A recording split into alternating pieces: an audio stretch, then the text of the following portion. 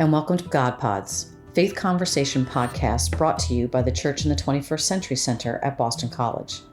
My name is Lynn Baradelli, and I am the Associate Director of the Center and Managing Editor of C21 Resources, a complimentary magazine which offers a compilation of articles on key challenges facing the Church today. In this episode, we celebrate the launch of the latest issue of C21 Resources magazine, Reconciliation, Healing Hearts, and explore how reconciliation might offer steps for healing, growth, and unity in our daily lives. This podcast is a conversation with the guest editor, Joshua Snyder, Associate Professor of the Practice in the Theology Department at Boston College, and Father Liam Bergin, an Irish Diocesan Priest and Professor of the Practice in the Theology Department at Boston College. Both are featured authors in this issue. Enjoy the podcast.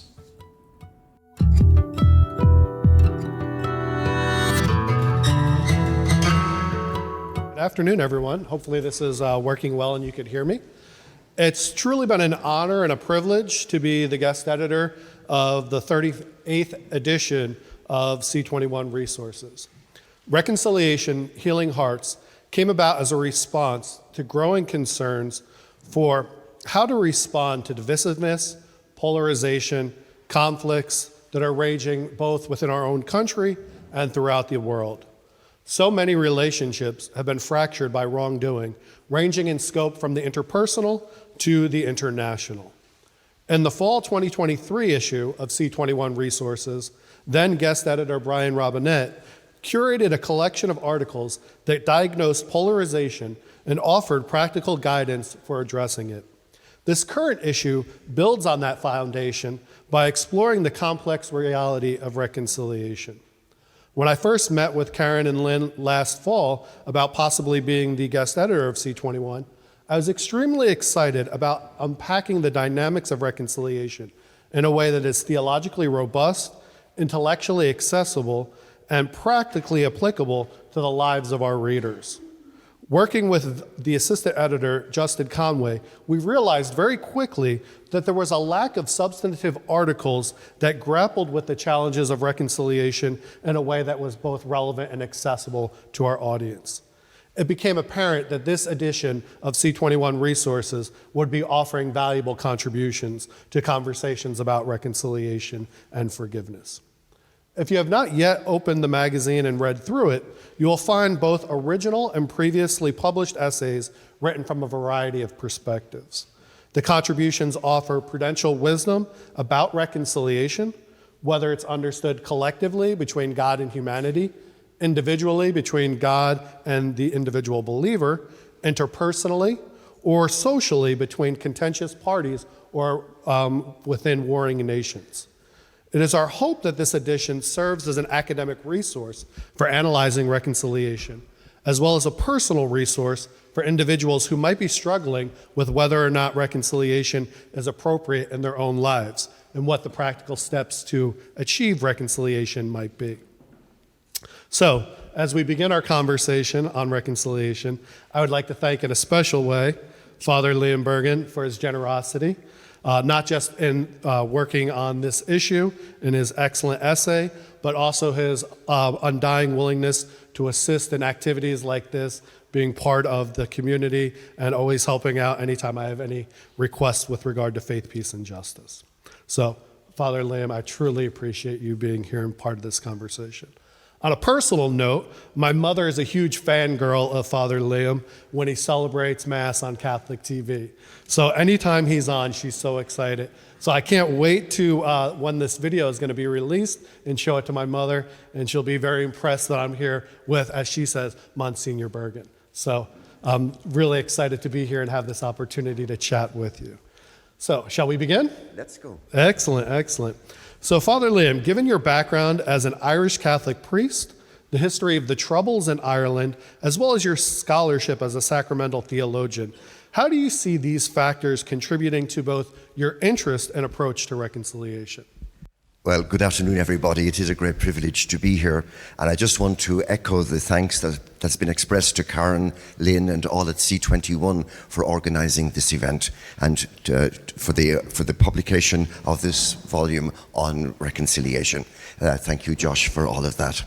I also want to have a shout out to the students in my Breaking Bread class who are here today, together with our Professor Diana Danforth, who is also, we're doing this Enduring Questions course together. Now, back to your question, or should I say 3 questions? I think 3 sneaked in there. Okay, the Irish bit, that's easy. Okay, when I came to the US 15 years ago, and living in Boston, and particularly if you're lucky enough to live in South Boston, as I do, people ask you what part of Ireland you're from. And everybody knows perhaps Cork and Kerry and Savage Donegal and other places like that. But when I say I'm from Laois, people just glaze over. Because it is, if I can say so, it is, pun intended, the dead centre of Ireland. Okay? I used to say it's like being from Iowa until I discovered I can't say that because Father Leahy is from there. But anyway, my parish is called Ahabo. It's a small parish with about 1,000 people living there. But at the heart of the parish, there is a monastic ruin. And it goes back to very early times. And one of the monks, one of the abbots indeed, of that monastery, in the year 743, decided to go for a walk, for a long walk. He ended up one of these Irish missionaries going down through Europe, re-evangelizing much of these lands. He spent 2 years with Pepin in his court, the father of Charlemagne.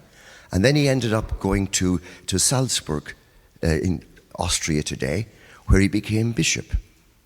And there he promoted, as you've read the very first article in this edition, John Rodden speaks about how the Irish monks brought the practice of individual confession to Europe.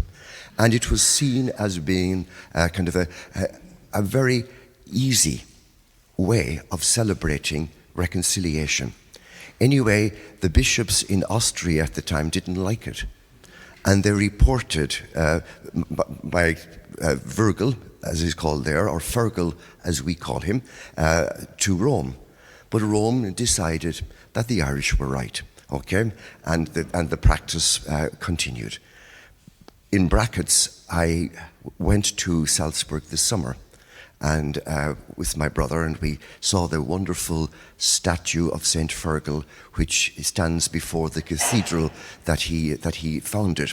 And we traced all his steps. The one thing nobody had told us was that 2025 is also the 50th anniversary of the making of the movie The Sound of Music, which was made in Salzburg. And I think more people were interested in the Von Trapp family than they were in St. Fergal and his contribution to the sacrament of penance. Maybe that tells its own story. Anyway, as an Irish priest, not a monk, from that ancient parish with noble heritage, for better, for worse, for richer, for poorer, I celebrate the sacrament of penance, reconciliation, or confession, as you wish, and I cherish it. In my own contribution in this volume, I mention the fact that forgiveness is offered readily by God to all, to every man and woman, Christian or non-Christian, believer or unbeliever. Everybody who turns in their heart to God and desires to do what is true, what is noble, and what is just.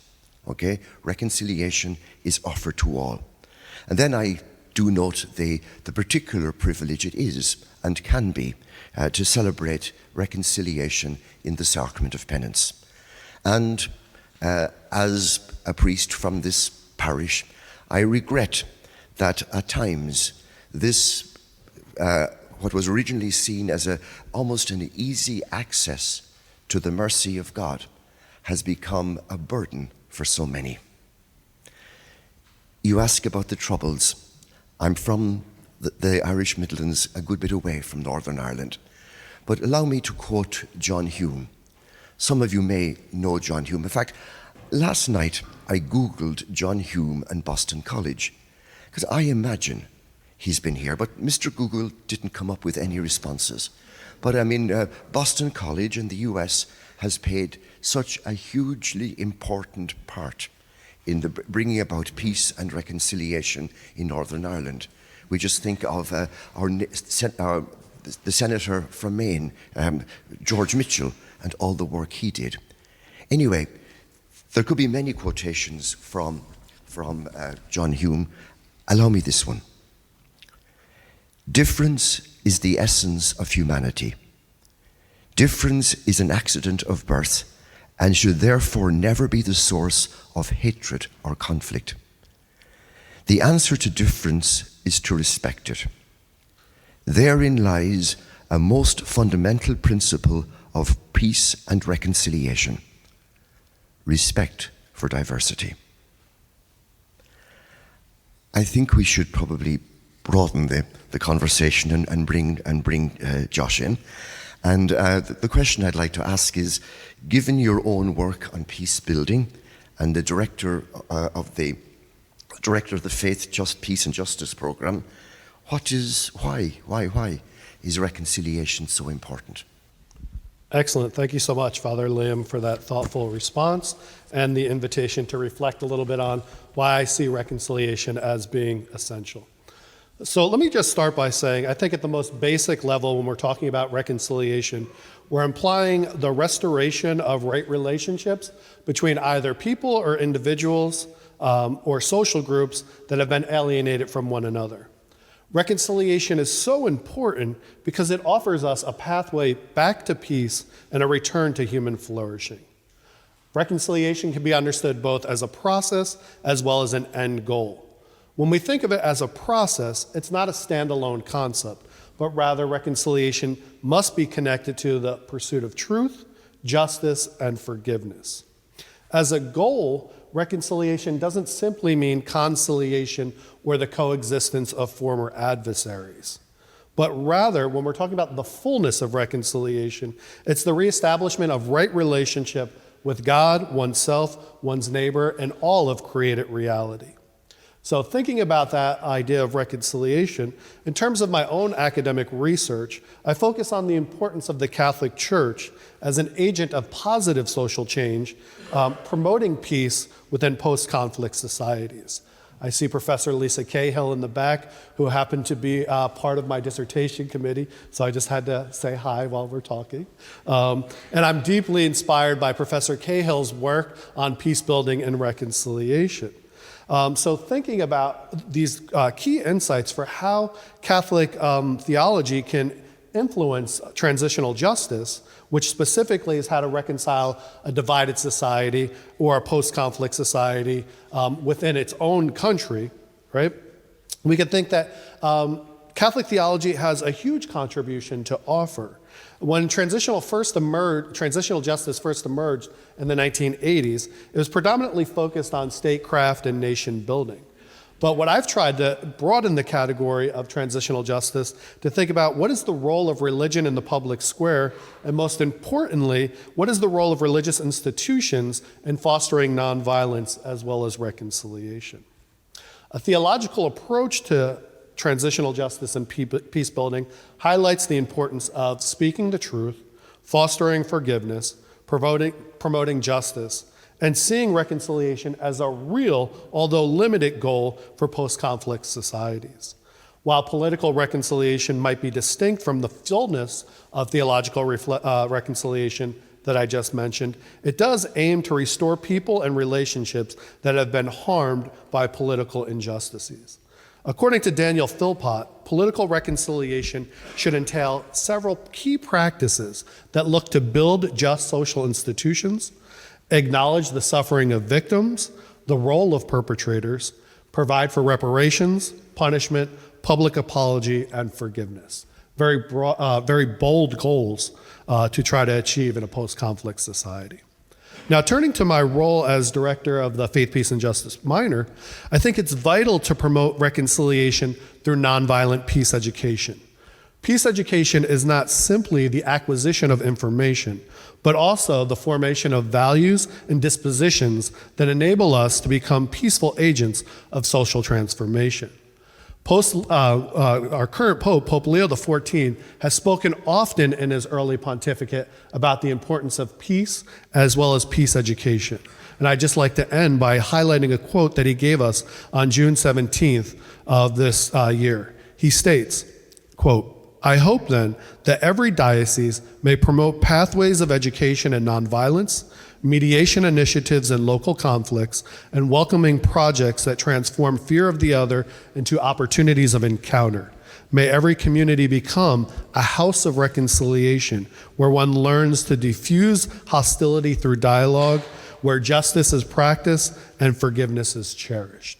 So I would see those as sort of the key ways of thinking about reconciliation in my own work, both as director of the FPJ minor, as well as working in transitional justice. So I've got another one for you. All right, another three-parter. I don't give just one question at a time. So how would you describe contemporary attitudes towards the sacrament of reconciliation? And along with that, do you see any misconceptions about the sacrament that you'd like to address? And then finally, what do you see as the biggest obstacles to individuals embracing the sacrament of reconciliation? Thank you, Josh. Well, to the first one, may I take a quotation here from James O'Toole's new book, For I Have Sinned, and the full title is For I Have Sinned, The Rise and Fall of Catholic Confession in America. I think he certainly catalogues the fall. A lot, and in one place he talks about parishes that they were discussing things that they need to change, or was it that might be possible to change. And he says they had categories from beginning to die, to dying, to close to death. And at the top of the close to death list was confession. Seldom does history offer an example of a practice undertaken for so long by so many that collapsed so quickly. The question, he concludes, is why? Why? Well, I think one answer certainly would have been the experiences people had in the confessional. It wasn't always positive. Oftentimes the priests, the confessor, was harsh and judgmental. I remember one time leaving a confessional in St. Peter's Basilica in Rome with my tail firmly between my legs. Okay? And Pope Francis has tried to address this. One of the wonderful quotations he has was, "The confessional must not be a torture chamber, but rather an encounter with the Lord's mercy, which spurs us on to do our best." And he was referring to confessors at that stage, not a torture chamber, but the celebration of mercy. The image of God has changed, thankfully. Okay, I think we had a very much an image of God as judge, the one who was watching the things we said and did. Our image of God now, particularly in the shadow of Vatican II, is very much one of a loving Father. And because of that, our sense of sin has changed. Kind of that scrupulousness that often accompanied the sacrament of confession, well, that's no longer there. And of course, the fire and brimstone homilies that now and again are still heard, but thankfully not as often as they were, they suggest to us, that we, again, Catholic theology makes the distinction between contrition and attrition. Contrition is where we're sorry for our sins out of love of God. What a beautiful thing, okay? Attrition is when we have sorrow for our sins because we fear the fires of hell. I think the heat has been turned down. People do not go to the sacrament of penance anymore out of fear, but because they want to be reconciled with God and the community that is the church. There also too was a kind of, many people will talk about the mechanical same old type of thing, that every time they went they found that they were repeating themselves and maybe focusing on kind of the peripherals as opposed to maybe the symptoms that oftentimes led to behaviors that may not have been healthy for us. In Boston, we must acknowledge that the child sexual abuse, with its epicenter here, and often linked to the confessional, that has had a huge impact. And I understand perfectly why some people would be very reluctant to be in a confined space with a priest. Then, are there misconceptions, you ask? Well, yes. First of all, the sacrament of penance is not necessary for salvation. Can I repeat that? The sacrament of penance is not necessary for salvation. Okay? Catholic doctrine teaches that the sacrament of baptism, either by sacramental or by desire, is necessary, but not penance. God forgives in many, many ways. The sacrament of penance, I do believe, is a very privileged way of celebrating it, but not the only way. Not the only way. Also, this sacrament is not a magic moment. Okay? It's not kind of a Superman thing. Okay? It is kind of part of a process of conversion, of reconciliation, and I think it's really important to see it as part of that, not as kind of an alternative. Okay? I had class this morning with my Engaging Catholicism group, and we spoke about the prodigal son parable. And when the son returns,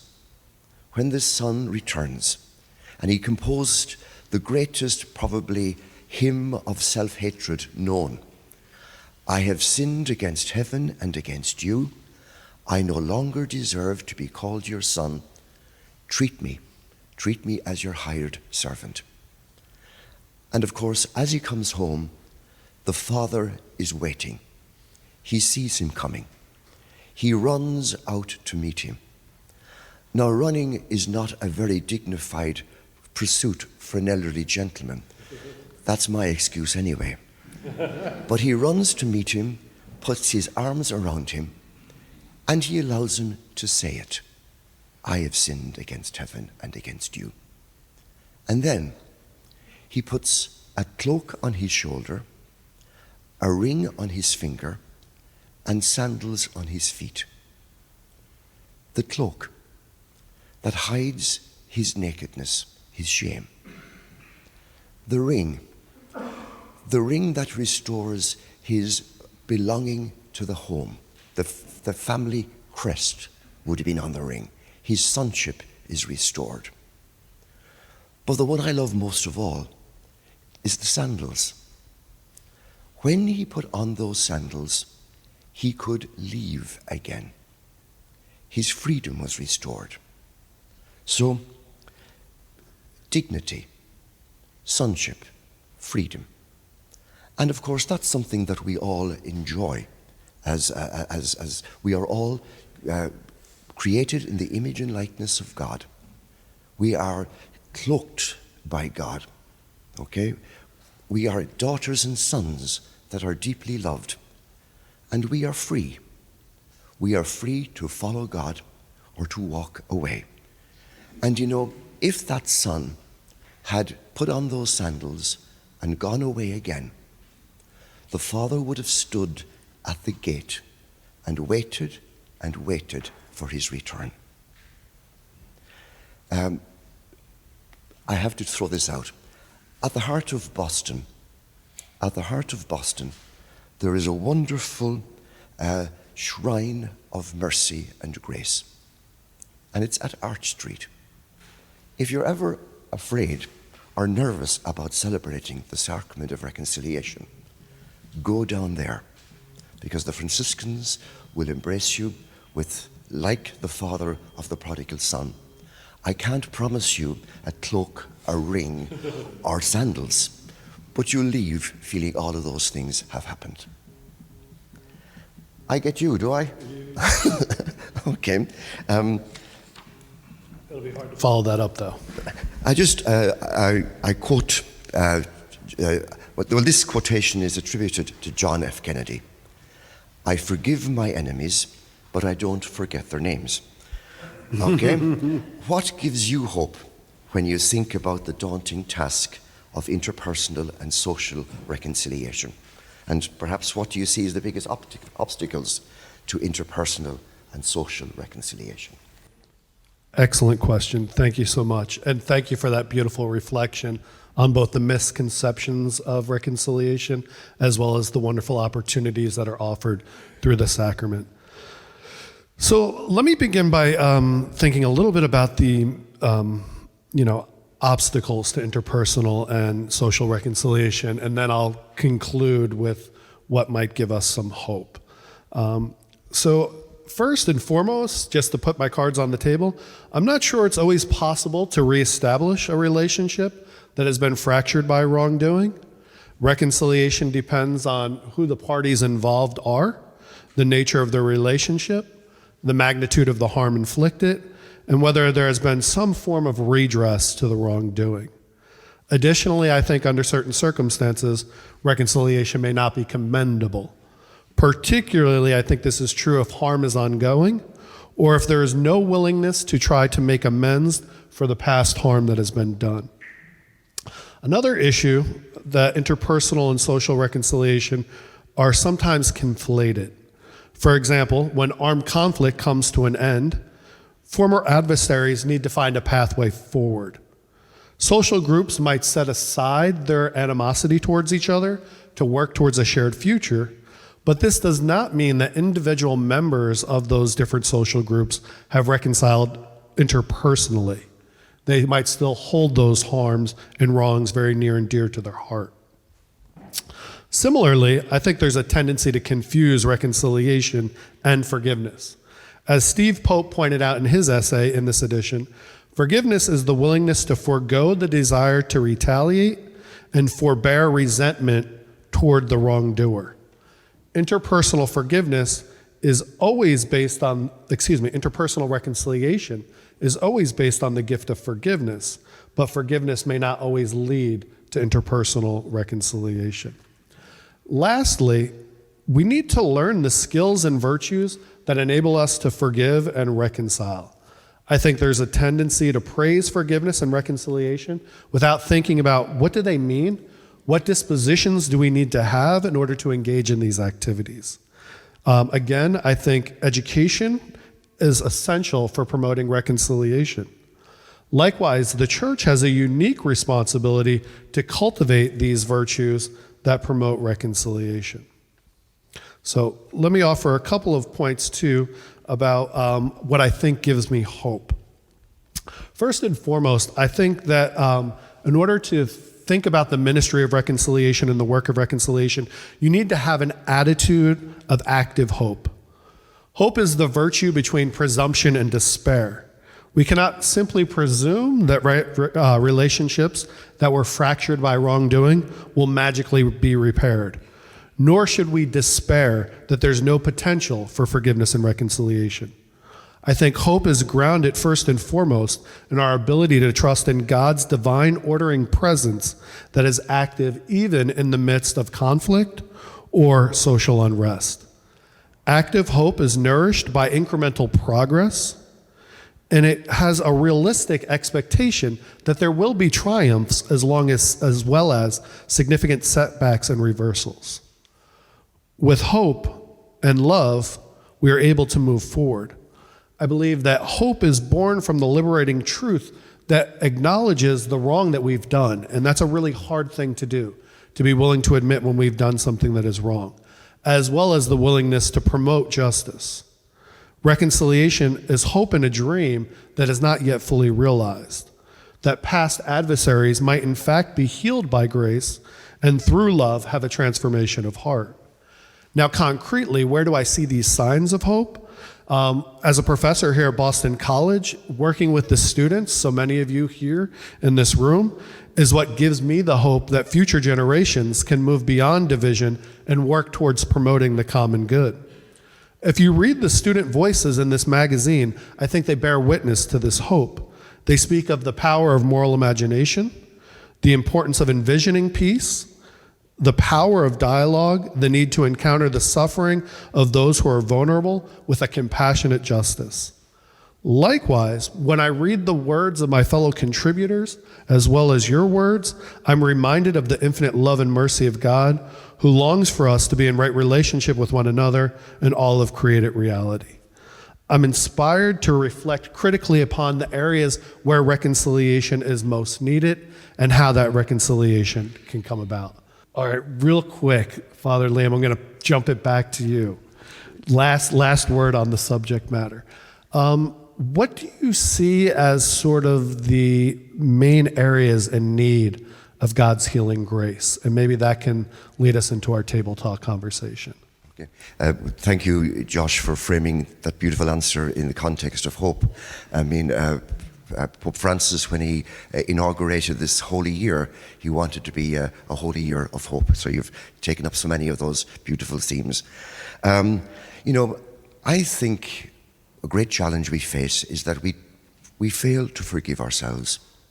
We fail to believe that we are forgiven.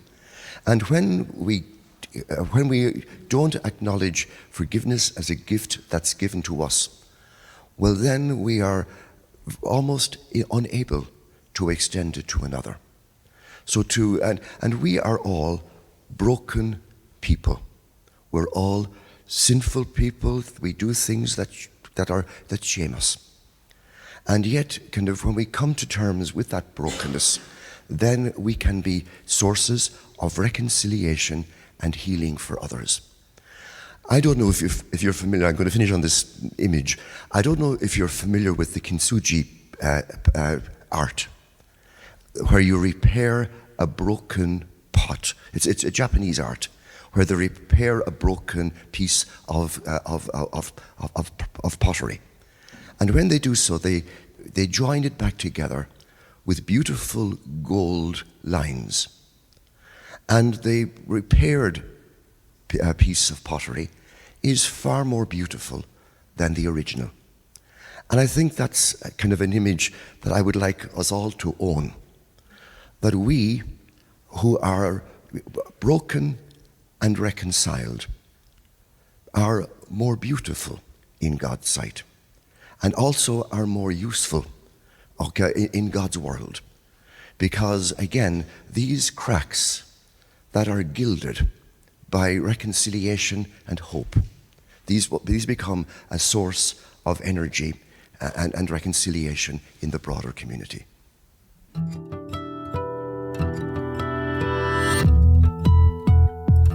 Thank you for joining us for another episode of God Pods. For more faith resources, visit our website at bc.edu/C21 or find us on social media at C21 Center.